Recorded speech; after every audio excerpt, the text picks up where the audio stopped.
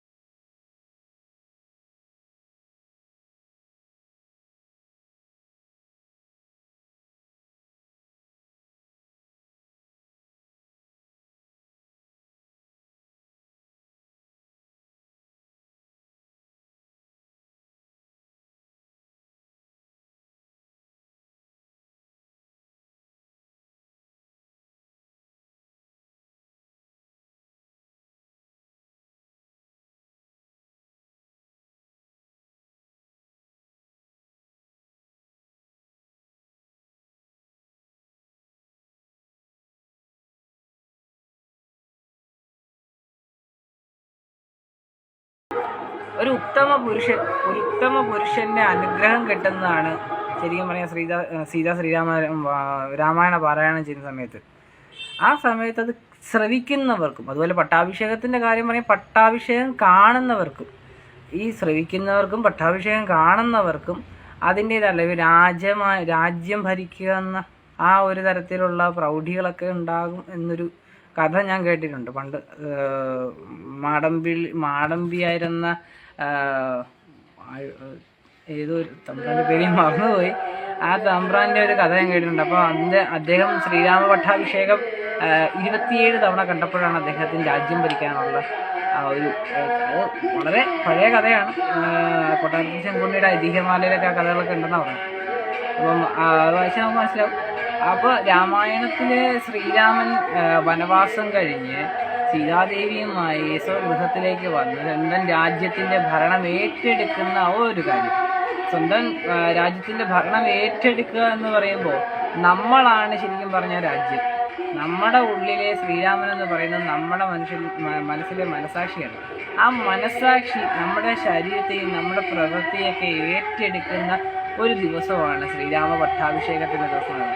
ആ ശ്രീരാമ പട്ടാഭിഷേകം കണ്ട് അതിൽ നിന്നും നമ്മളുടെ മനസാക്ഷി കൊണ്ട് നമ്മുടെ ശരീരത്തിനെയും നമ്മുടെ സ്വഭാവത്തെയും നമ്മളുടെ ചുറ്റുപാടുമുള്ളവരെയും ഒരു ഉത്തമ മാതൃകാ പുരുഷനായിക്കൊണ്ട് കൈകാര്യം ചെയ്യുമ്പോൾ ഒരു വർഷക്കാലത്തേക്ക് നമുക്ക് നല്ല സൽപ്പേരും കാര്യം സമൃദ്ധികളൊക്കെ ഉണ്ടാവും അല്ലേ.